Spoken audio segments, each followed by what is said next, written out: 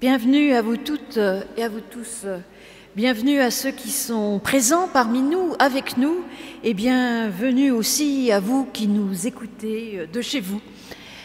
Nous vivrons encore ces temps de culte à la fois ici et à distance, et puis de toute façon, nous faisions déjà des cultes à distance avant et nous continuerons, même lorsque nous aurons le droit de nous retrouver sans distance et sans masque.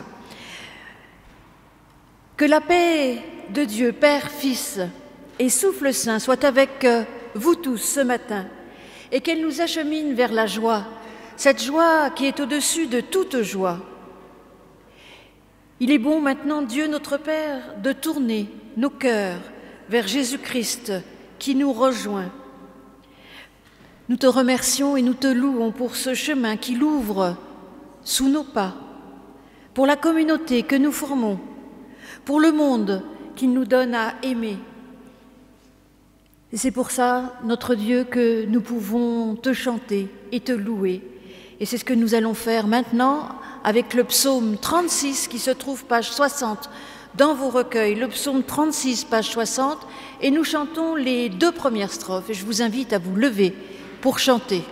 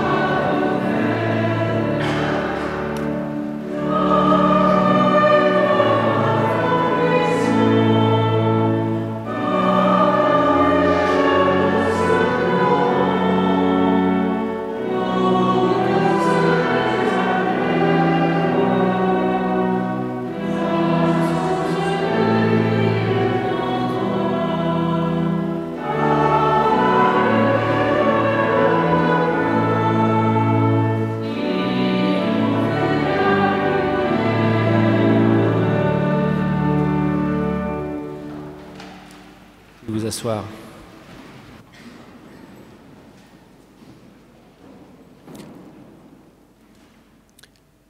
Nous fêtions la semaine dernière la fête de l'Esprit. Rappelons-nous cette exigence de l'Esprit qui nous est donnée. Si nous vivons par l'Esprit, nous dit l'apôtre Paul, marchons aussi selon l'Esprit. Et le fruit que porte l'Esprit, c'est l'amour, la joie, la paix, la patience, la bienveillance, la fidélité, la douceur et la maîtrise de soi. Nous prions Dieu. Oui, Seigneur, nous venons nous abreuver de ton esprit. Nous avons besoin de trouver en nous une source de vie, de réconfort, de confiance, de pardon et d'espérance. Oui, en effet, Seigneur, en nous-mêmes, il y a bien de la ténèbre, bien de l'égoïsme, bien de l'échec et bien du doute. Aussi, nous venons te demander, Seigneur, de raviver nos existences, de nous redonner la vie et d'insuffler à nos êtres, à nos vies, à nos journées, un esprit nouveau. Remplis-nous, Seigneur, de ton esprit. Renouvelle en nous ton esprit pour que nous vivions avec toi et par toi et que nous puissions avancer sur nos chemins pleins de ta force, libres et joyeux. Amen.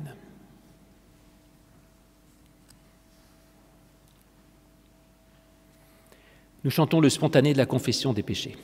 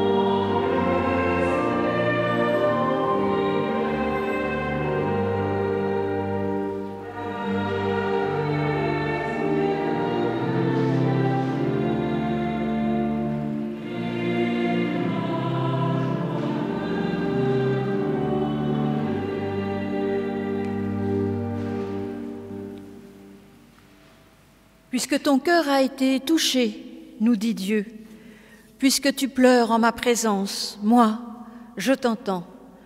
Ne crains pas car je te rachète, je t'appelle par ton nom, tu es à moi. Ne crains pas et crois seulement. Et puisque ce que fait cette parole de grâce, cette parole d'amour que Dieu nous adresse et ce pardon qu'il nous offre, c'est de nous relever dans nos existences. Je vous invite à vous lever pour confesser notre foi chrétienne. Avec ces paroles du roi David. L'Éternel est mon berger, je ne manque de rien. Il me fait reposer dans de verts pâturages. Il me dirige près des eaux paisibles, il restaure mon âme. Il me conduit dans les sentiers de la justice à cause de son nom. Et quand je marche dans la vallée de l'ombre et de la mort, je ne crains aucun mal. Ta houlette et ton bâton, voilà mon réconfort. Tu dresses devant moi une table en face de mes adversaires. Tu oins d'huile ma tête et ma coupe déborde. Oui, le bonheur et la grâce m'accompagnent tous les jours de mon existence et j'habite dans la maison de l'Éternel jusqu'à la fin de mes jours. Amen. Et nous chanterons maintenant.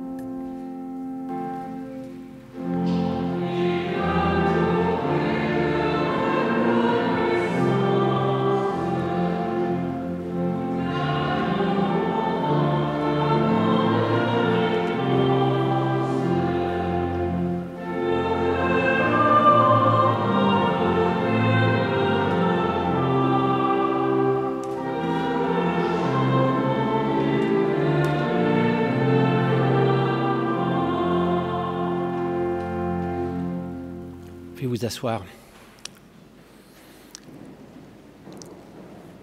Donc vous le savez, aujourd'hui, normalement nous aurions dû accueillir nos catéchumènes dans l'église. C'était impossible, il y aurait eu probablement entre 800 et 900 personnes au culte, ce qui est absolument interdit. Donc les catéchumènes sont au chaud chez eux pour suivre une dernière leçon de catéchisme par Zoom.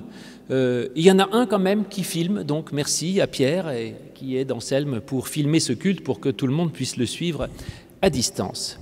Mais donc nous avons voulu avec Florence vous proposer la prédication de confirmation que nous avions prévue et donc de le faire à deux voix. Nous avons prévu de vous offrir une mosaïque de lecture d'un texte extraordinaire qui est le texte des noces de Cana, où Jésus change l'eau en vin.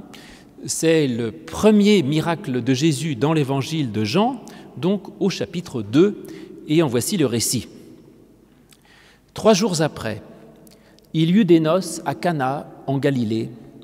La mère de Jésus était là, et Jésus fut invité aux noces, ainsi que ses disciples. Comme le vin venait à manquer, La mère de Jésus dit « Ils n'ont plus de vin ». Jésus lui dit « Femme, qu'y a-t-il entre toi et moi ? Mon heure n'est pas encore venue. » Sa mère dit au serviteur « Faites tout ce qu'il vous dira. » Or, il y avait là 6 jarres de pierre destinées aux purifications des Juifs et contenant chacune 2 ou 3 mesures. Jésus leur dit « Remplissez d'eau ces jarres. » Et ils les remplirent jusqu'en haut.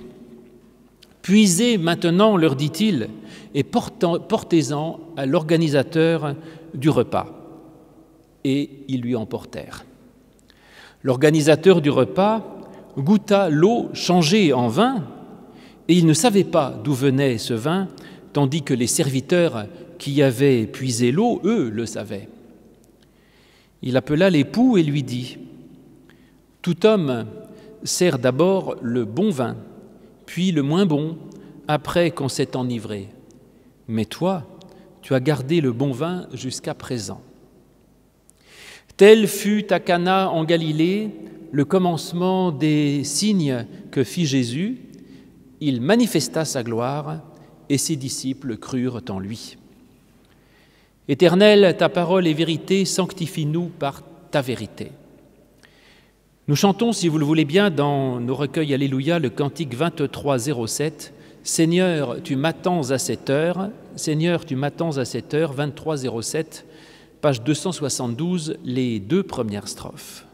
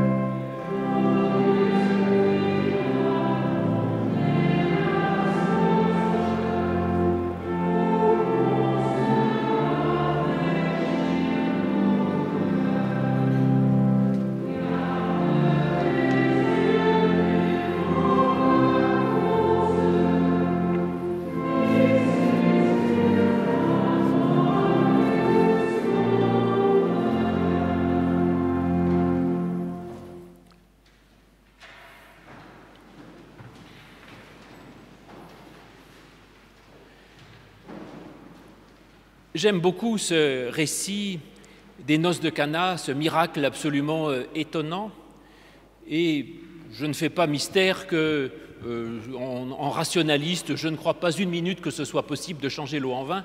Et donc j'ai des tas de théories sur ce qui s'est passé en vrai et pourquoi et comment ça a pu se faire. Mais là, je voudrais justement défendre le contraire et défendre pour vous le fait même du miracle. Parce que, si vous voulez, je crois que sans être totalement naïf, le fait que ce soit présenté comme un miracle, ça montre qu'on ne peut pas être enfermé par le déterminisme de la raison. Et que dans notre vie, il se passe sans arrêt des choses extraordinaires. Et surtout, quand Dieu vient dans notre vie, il se passe des choses extraordinaires, inattendues, imprévisibles. Et finalement, j'avoue que j'en ai un peu assez de ces prévisionnistes qui nous disent toujours « il va se passer ceci, il va se passer cela », et il se passe le contraire. Et donc, les prévisionnistes ne savent pas ce qui va se passer. Et tous ceux qui disent « ça, c'est pas possible, ça n'arrivera pas, c'est impossible », eh bien, dans la vie de chacun, avec Dieu, il se passe des choses absolument incroyables, absolument impossibles, improbables. Et donc, oui, finalement, je trouve que ce miracle est extraordinaire parce que, justement, l'Évangile commence par un miracle. Il ne s'agit pas de transgresser les lois de la nature, mais de montrer qu'avec Jésus, eh bien, la vie, elle est incroyable, elle est miraculeuse et elle est autrement merveilleuse que le rationalisme pur qui veut tout caser dans des petites cellules, qui veut tout prévoir, tout maîtriser, tout dire, ce qui se fera, ce qui ne se fera pas, ce qui est possible et ce qui est impossible. Eh bien là, ça fait exploser, je dirais, la raison. Et justement, avec le Christ et avec Dieu, la raison, elle est au-delà de tout parce qu'il y a des choses merveilleuses qui peuvent arriver.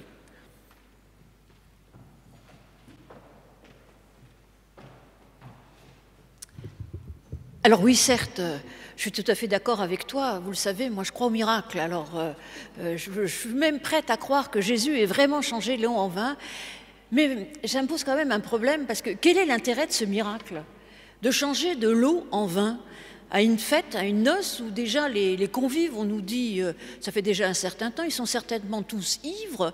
Donc est-ce que ça a vraiment un intérêt? Je pense même qu'aujourd'hui, ce miracle, cet acte que fait Jésus est totalement socialement, politiquement incorrect.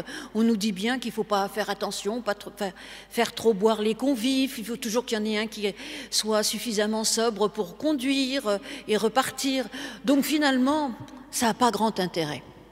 Oui, mais voilà, ce n'est pas vraiment un miracle. Ce n'est pas un miracle, en tout cas, l'évangile de Jean n'emploie jamais le mot de miracle. Il emploie le mot de signe.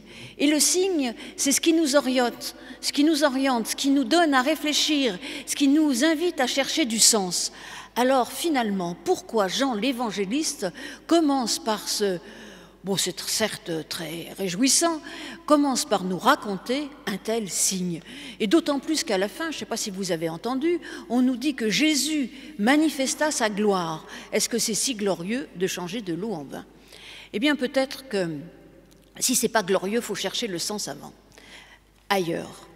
Et voilà que dans cet évangile de Jean, nombre de symboles sont là pour nous orienter, le signe, le symbole, tout cela, on est dans la même sphère. Et je vais vous en donner quelques symboles. Déjà, on se situe à Cana.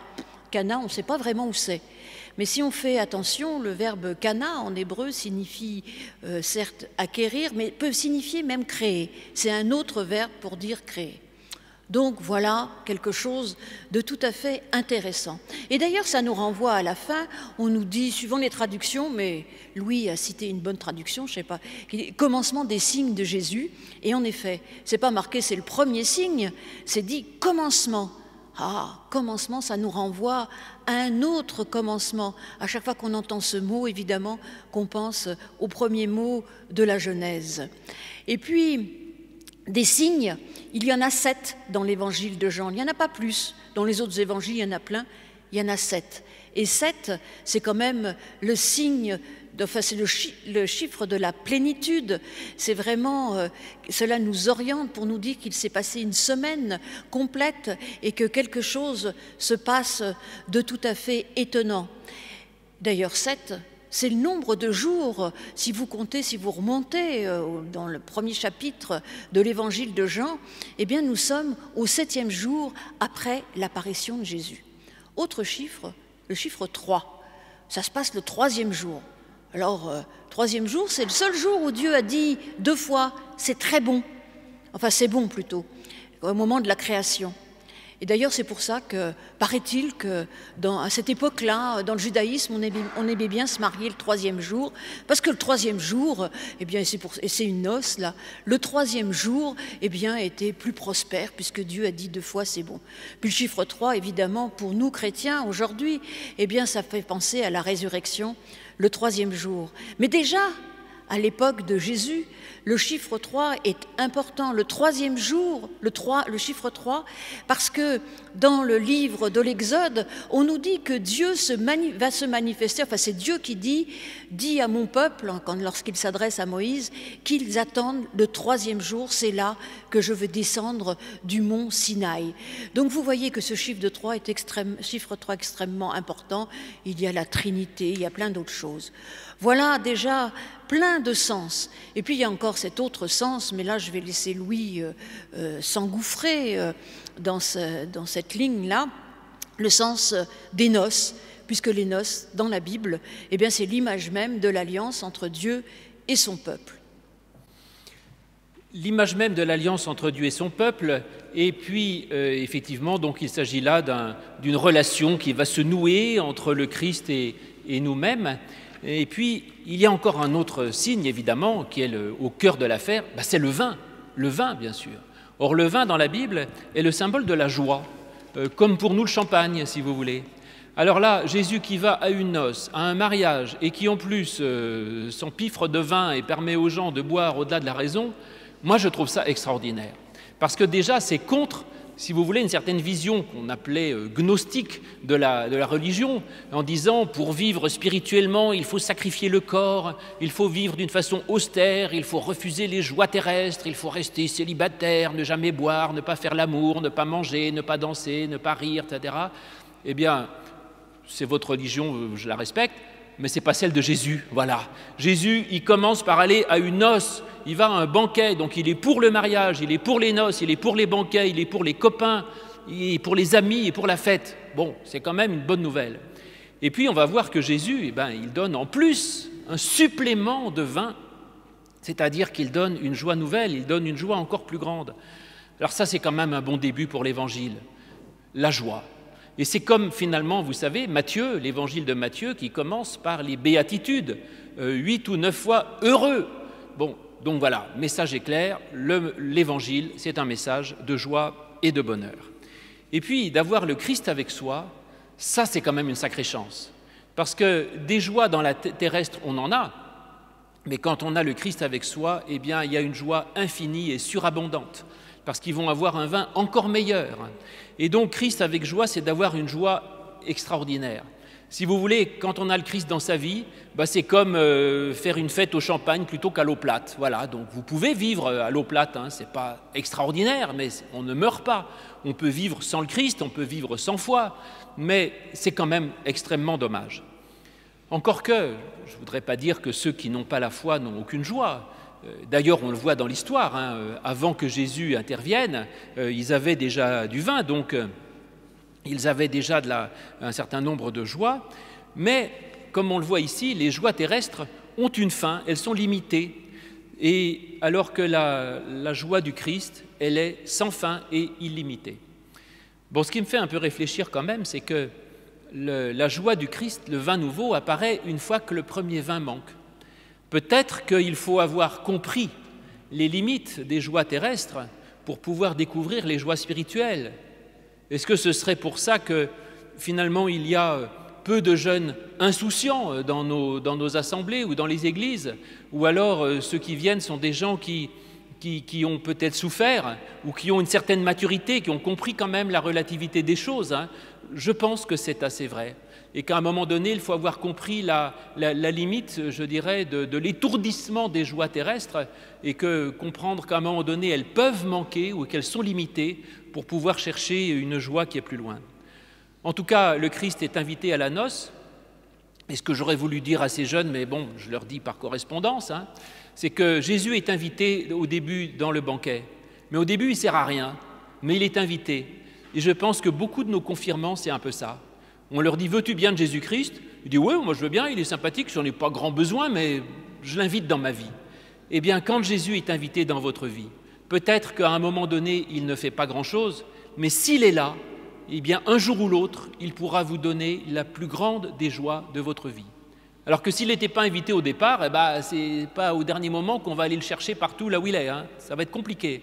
Et donc c'est ça, invitez Jésus dans votre vie. Vous ne voyez peut-être pas tout de suite exactement ce qu'il pourra apporter, mais moi je vous dis que quand vous avez invité Jésus dans votre vie, dans vos noces, dans votre existence, eh bien un jour ou l'autre, il vous donnera un vin nouveau qui ne s'éteint pas, qui est toujours là, une joie toujours renouvelée, une source infinie de joie, de bonheur et de fête. Oh bon, on pourrait s'arrêter là parce que c'est déjà pas mal, hein, cette joie, cette fête. Et je pense qu'il faut la garder présente, vivante tout au long de notre existence. Mais c'est quand même un peu... Il se passe des choses bizarres dans ce texte. Et je vous invite d'ailleurs, quand vous lisez les textes, c'est ce qu'on apprend d'ailleurs à nos catéchumènes, faites attention aux choses bizarres qui clochent. Bon, déjà, tout à l'heure, j'ai dit ça ne sert pas à grand-chose. Ben, ça ne sert pas à grand-chose, mais c'est que probablement, il y a du sens derrière ça. Et dans nos textes, il y a plein de quiproquos, de glissements. Finalement, pourquoi Jésus qui est invité va se mettre à transformer l'eau en vin, ou tout du moins à résoudre le problème de ceux qui ont organisé la noce. Et ça, je pense que ça peut nous orienter aussi autrement, nous faire comprendre qu'est-ce qui se passe là dans ce texte, qu'est-ce qui se passe au début de l'Évangile qui va éclairer tout l'Évangile, parce que c'est quand même le premier signe, le commencement des signes. Alors, plein de quiproquos. Les serviteurs, c'est les serviteurs qui servent, et puis après, ils disparaissent, et qui est-ce qui croit ? C'est les disciples qui n'ont rien vu. Après, le maître, l'organisateur du repas va voir l'époux en lui disant « Pourquoi tu as servi du bon vin ?» Alors l'autre, évidemment, il ne comprend rien du tout puisqu'il n'est même pas au courant. Donc on voit bien qu'il y a tous ces quiproquos. Et la première chose un peu étonnante, c'est la mère de Jésus. J'en profite pour dire bonne fête à toutes les mamans, parce qu'elle est très importante là-dedans, et aujourd'hui c'est la fête des mères. Donc la mère de Jésus, qui n'est pas nommée dans l'évangile de Jean, mais je vais quand même l'appeler Marie, parce qu'on sait qu'elle s'appelle Marie. Donc Marie est là, elle est invitée. Mais pourquoi c'est elle qui d'un seul coup va voir son fils pour qu'il résolve le problème qui est posé par ce manque de vin? Alors ça, c'est quand même étonnant. Finalement, on peut regarder, je dis qu'il y a des glissements de rôle. Elle prend le rôle, finalement, qui s'aperçoit qu'il n'y a plus de vin? Normalement, c'est les serviteurs. Ils vont pour puiser, il n'y a plus de vin. Donc, en général, ils se tournent vers l'époux, qui est censé avoir fourni le vin, savoir où il est. Elle se tourne vers l'époux pour lui dire, tiens, il n'y a plus de vin. Ah, ça c'est intéressant. Parce que Marie, elle prend ce rôle justement de serviteur, de servante. Et ça nous renvoie d'ailleurs à Luc, lorsque Marie dit « Je suis la servante du Seigneur ». Ce service qui est là, qui est important, qui est mis à notre disposition dès le début, qui nous dit que nous aussi, certainement, nous sommes invités à servir comme elle et à être serviteurs et servantes. Ça, c'est vraiment, à mon avis, très intéressant. Puis elle s'adresse à Jésus. Pourquoi Jésus ? D'ailleurs, vous avez entendu, lui, il n'est pas trop d'accord au début, mais enfin bon. Et qui, normalement, il prend la place de l'époux. Et oui, Jésus, dans ce récit, prend la place de l'époux. Et l'époux, dans les noces et dans la tradition, l'époux, c'est Dieu, et l'épouse, c'est le peuple de Dieu. Ainsi, il y a ces glissements qui nous invitent à comprendre et à voir un autre sens dans tout cela, dans tout ce qui nous est offert. Ainsi, on pourrait aller encore plus loin et plus loin, mais vous savez, quand on s'adresse aux jeunes, il ne faut jamais être trop long, donc je vais repasser la parole à Louis avec cette histoire d'époux. Est-ce une intuition ou est-ce qu'on peut aller plus loin ? On peut aller beaucoup plus loin parce qu'il y a énormément de symboles et de signes dans cette histoire, et tu l'as bien dit. Et effectivement, il y a en particulier, c'est le vin, j'en ai parlé, symbole de la joie, mais c'est aussi symbole d'autre chose, c'est de la parole de Dieu, de l'esprit. Et la Bible parle du vin de la Torah, si vous voulez. Donc le vin, c'est aussi la parole. Et puis ces jarres, qu'est-ce qu'elles font là et pourquoi nous dit-on qu'elles sont faites pour la purification des Juifs? Alors il y a une lecture... d'autres lectures possibles de ce texte, en particulier à fonction de la chose suivante, c'est que les Juifs étaient persuadés que du temps de Moïse, l'Esprit avait soufflé et que Dieu avait parlé. Donc le vin coulait à flot du temps de Moïse parce que la parole de Dieu était donnée, la Torah était donnée, il y avait les prophètes qui parlaient sous l'influence de l'Esprit de Dieu, et donc le vin coulait à flot. Et puis les Juifs pensaient qu'à partir des derniers prophètes, l'Esprit avait cessé de souffler et que la parole de Dieu avait cessé d'être donnée. à ce moment-là, vers moins 300 avant Jésus-Christ, ils ont clos le canon, comme on dit, donc ils ont fermé la Bible en disant maintenant c'est terminé, Dieu ne parle plus. Et donc c'est exactement ce qui se passe là, le vin coulait, à un moment donné il n'y a plus de vin, et qu'est-ce qui reste? Les jarres de purification et l'eau, c'est-à-dire les rites et l'obéissance. Donc il n'y a plus de parole, plus d'esprit, mais on est dans le rite, dans l'obéissance et dans les règles. Et voilà que Jésus arrive, et de nouveau, le vin coule à flot, de nouveau l'Esprit est donné, de nouveau une parole est donnée, de nouveau Dieu parle, de nouveau le Saint-Esprit souffle, et en réinterprétant ces vieilles lois de l'Ancien Testament, il réutilise les jarres des purifications des Juifs, sauf qu'au lieu d'être pour des commandements ennuyeux, ça devient au contraire une source extraordinaire de vie et de joie. Donc en fait, ce récit, c'est juste le passage de l'Ancien au Nouveau Testament. Incroyable. Ou alors on peut aussi le voir autrement. Tu as dit tout à l'heure qu'on était le 7e jour. 7e jour, après quoi? Après le baptême de Jean-Baptiste. Jean-Baptiste, le baptême, il se passe quoi? Il y a de l'eau. Ah bon, d'accord, très bien. Là, on change de l'eau en vin. Donc le début de la vie de Jésus, c'est de l'eau. Et à la fin de la vie de Jésus, que se passe-t-il? Vous le savez, il fait un dernier repas avec ses disciples et il prend du vin et il dit « Buvez, ceci est mon sang ». Et donc l'Évangile passe de l'eau au vin et passe du baptême à la présence réelle de l'Eucharistie ou de la communion ou de la Sainte Seine. Et en fait, ce récit de Cana, c'est ça, c'est le passage de l'eau en vin, c'est-à-dire qui transforme le baptême en présence réelle.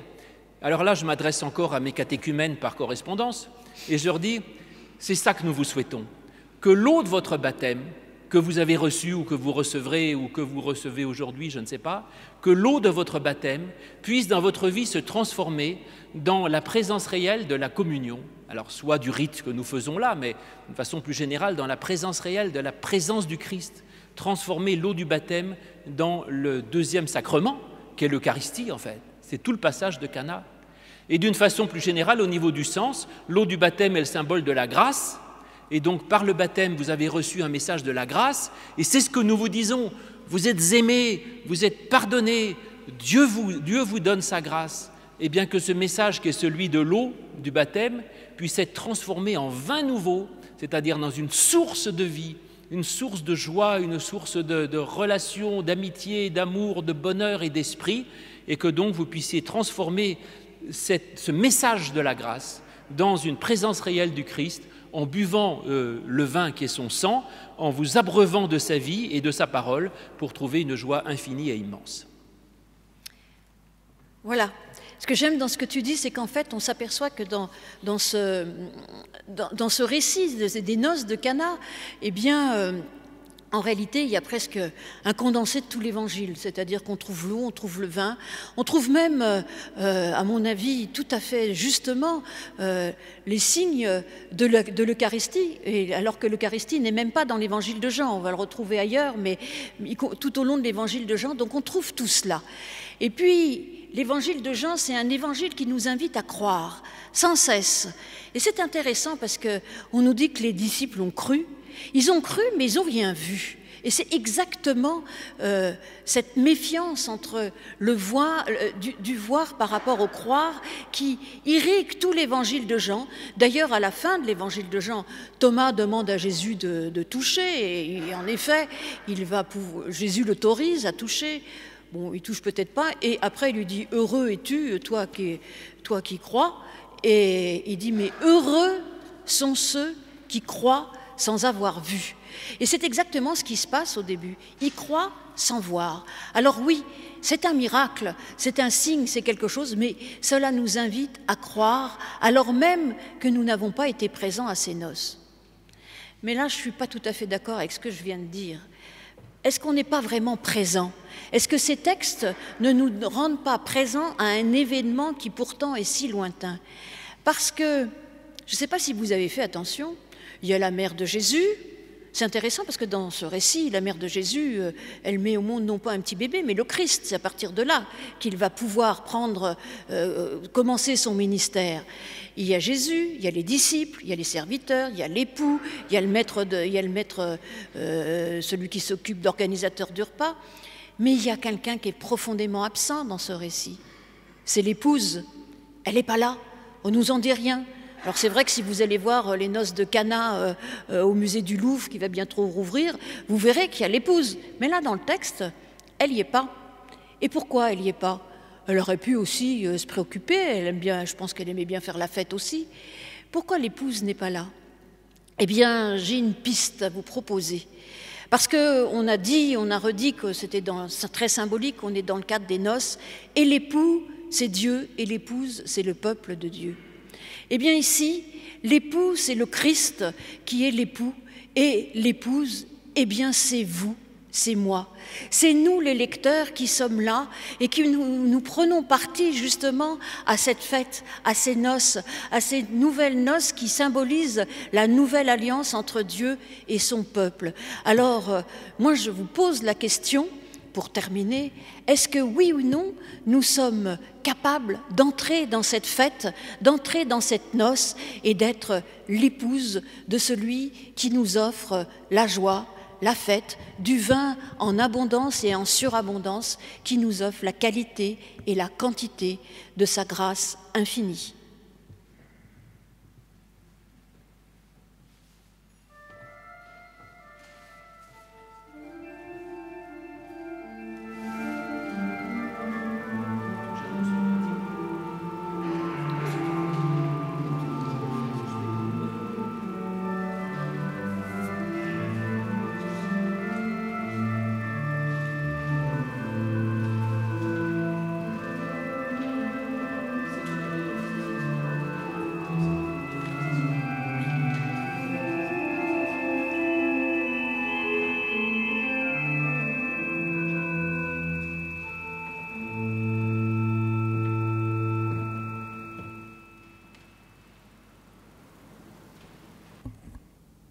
Et nous chanterons maintenant le cantique que nous chantons systématiquement au moment des baptêmes et des confirmations, et même des mariages, puisqu'en ce moment on ne célèbre pas non plus de mariage, mais nous pouvons quand même chanter ce beau cantique. Seigneur, dirige et sanctifie, le 2309, page 276 dans vos recueils. Et je vous invite à vous lever pour chanter ce beau cantique.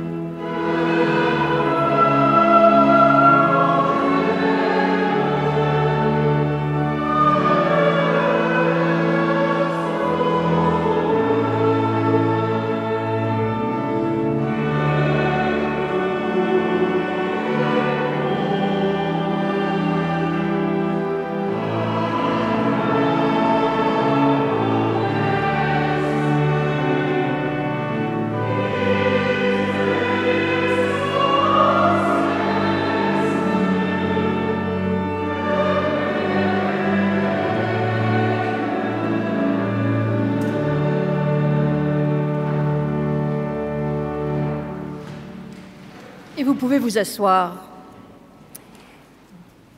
Alors, quelques annonces pour ces temps déconfinés, mais on va quand même rentrer dans les temps d'été où donc les activités commencent à se ralentir dans notre paroisse. En tout cas, cet après-midi, il y a des KT 1, 2 et 3 en Zoom à 14h et les écoles bibliques à 15h. Donc voilà, normalement les parents ont reçu, mais alors je le dis, s'il y a des parents qui écoutent et qui n'ont rien reçu, eh bien faites-vous savoir, ça veut dire qu'on n'a pas les bonnes coordonnées pour vous, hein, parce que c'est un peu compliqué, vous êtes nombreux et il se peut que nous ayons des coordonnées erronées ou trop anciennes, ou on ait oublié un enfant, ça peut arriver, malheureusement, nous ne sommes pas parfaits. Donc les KT cet après-midi en Zoom, donc à distance, pas de culte du soir jusqu'à la rentrée de septembre. Je pense qu'on reprendra les cultes du soir, si tout va bien, le 2e dimanche de septembre.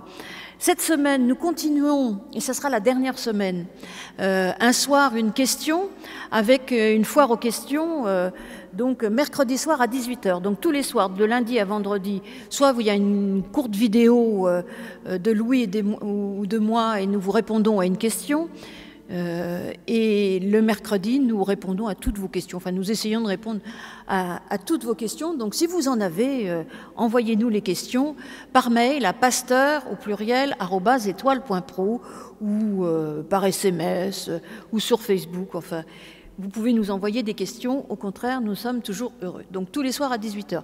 Et ça, nous arrêtons au moins jusqu'en septembre ou octobre. On verra comment on va reprendre à la rentrée. Moi, j'arrête, donc de toute façon, j'avais dit que je le faisais qu'une semaine par mois, les lectures de mi-journée, les lectures méditation de mi-journée à 13h, mais je le ferai encore en mois de juillet, la première semaine de juillet. Et puis après, je reprendrai en octobre, parce qu'il faut bien aussi, de temps en temps, souffler, prendre des vacances. Et puis, je pense que vous serez très heureux de retrouver toutes ces activités en octobre. Les confirmations. Alors, si tout va bien et si tout continue à bien se passer, n'est-ce pas, je pense qu'à la rentrée, on aura un peu moins de contraintes au niveau des personnes que nous pouvons accueillir, mais nous prévoyons quand même de séparer la confirmation d'un grand culte, cette année en tout cas, d'un grand culte où toute la communauté se retrouve, parce que en plus cette année, je crois qu'il y a 25 ou 26 confirmants, 30 qui seront peut-être pas tous là, donc il y aura peut-être d'autres confirmations à un autre moment, mais 30, donc déjà s'ils viennent avec leur famille, ça va être énorme. Donc on a choisi de faire les confirmations le samedi soir, la veille du culte de rentrée. Donc les confirmations seront les confirmants plus leur famille, et donc le samedi soir, et le lendemain il y aura le culte de rentrée qui est aussi un culte en général où il y a beaucoup de monde, donc voilà, donc on essaye de séparer les deux parce qu'on ne sait pas exactement combien de personnes on pourra accueillir, donc histoire de ne pas refuser du monde, eh bien on prévoit déjà de séparer les deux. Donc les confirmations, donc ça doit être, c'est le dernier samedi de septembre, et le culte de rentrée le dernier dimanche de septembre. Et maintenant, je vais laisser la parole à Louis. Oui, pour des mots peu spirituels, mais en même temps qui le sont, parce que le don est une activité spirituelle. Normalement, ce culte de confirmation qu'aurait dû lieu avoir aujourd'hui est un culte d'offrande. Des cultes d'offrande, on en fait 4 par an, et en gros permettent à l'Église d'avoir un peu plus de la moitié, si je ne me trompe pas, de ce dont elle a besoin. C'est-à-dire qu'un culte d'offrande comme aujourd'hui, normalement, aurait dû donner à l'Église autour de 50 000 €. Bon, comme on est 50 dans le temple, si on arrive à 500 € ou 5 000, ce sera sympathique. Mais en tout cas, on a déjà perdu le culte d'offrande de l'Assemblée générale, qui n'a pas eu lieu, le culte d'offrande de confirmation, qui est très limité.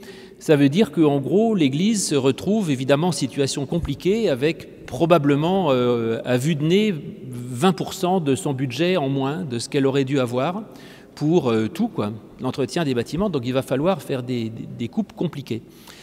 Et en même temps, faire un appel larmoyant, ça me gêne parce qu'on n'est pas les seuls à avoir des difficultés. Beaucoup d'entre vous ont aussi des difficultés. C'est compliqué pour beaucoup de gens. Donc je ne me vois pas dire aux gens « pressurisez-vous pour que l'Église vive largement ». Donc je ne sais pas quoi dire, je vous dis les choses comme elles sont. Si vous avez du mal, écoutez, on se débrouillera aussi, on partagera. Et puis ceux qui ont moins de difficultés que d'autres, n'oubliez pas qu'il y a quelque chose à faire et que ça va être difficile pour nous aussi. Et donc, comme dans tout l'Évangile, que les forts supportent les faibles. En tout cas, voilà. Comme vous le voudrez, mais je vous disais, ce n'est pas que matériel, parce que spirituellement, l'offrande au cours du culte, ce n'est pas juste de payer comme on paye pour un club, c'est aussi un geste de reconnaissance, d'action de grâce. L'offrande, c'est le moment où l'assemblée, où ceux qui sont là ou au loin, communient en donnant quelque chose. Donc la communion, ce n'est pas juste de recevoir et de se goinfrer de ce que Dieu donne, c'est aussi prendre part à la communauté, prendre part à l'Église, c'est aussi donner, et c'est un geste qui vient de soi. Paul dit, comme vous avez reçu gratuitement, donnez gratuitement. Donc, écoutez, voilà, je vous ai dit ce que j'en pensais. Maintenant, c'est le moment de l'offrande. Que ceux qui donnent, donnent joyeusement. Ça, c'est la phrase exacte de Paul. On dit d'habitude, Dieu aime le don joyeux. Je crois qu'il n'y a pas écrit ça, en fait. Il y a écrit que celui qui donne, donne joyeusement. Et en tout cas, que tout ce que nous faisons, nous le fassions par grâce et pour la plus grande gloire du Seigneur. Et merci à chacun et à chacune de tout ce que vous faites et que nous faisons ensemble.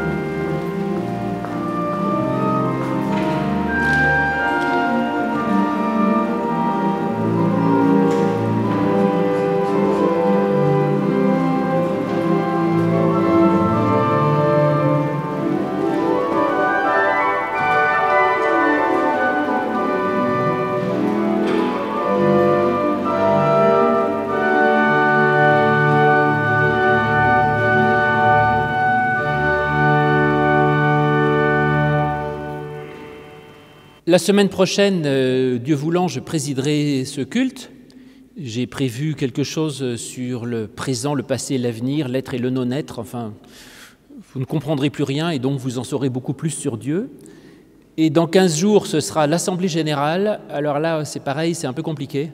Donc il y aura le culte. À l'issue du culte, il y aura l'Assemblée générale où on restera sur place. L'Assemblée générale sera limitée aux membres électeurs. Si vous ne l'êtes pas, posez-moi la question ou envoyez un mail, on pourra vous inscrire pour l'an prochain. Pour l'instant, c'est comme ça. On a envoyé les documents à tous ceux qui sont inscrits officiellement sur les listes de l'association cultuelle et on peut aussi voter par correspondance pour les candidats que nous proposons au conseil presbytéral. Et ce qui fait qu'on devrait pouvoir tenir cette assemblée générale et partir avec des équipes renouvelées sans pour autant rassembler trop de monde dans des conditions qui ne seraient pas adéquates. Unissons-nous, si vous le voulez bien, dans la prière pour finir. Notre Père, toi qui es du domaine spirituel, oui, que ce que tu es, ce que tu représentes, soit considéré, respecté dans nos vies et par tous. Que chacun sache te reconnaître pour son roi et travaille ici-bas à l'avancement de ton règne d'amour, de paix et de grâce. Aide-nous à accomplir ici-bas ta volonté en toutes choses et à discerner ta volonté.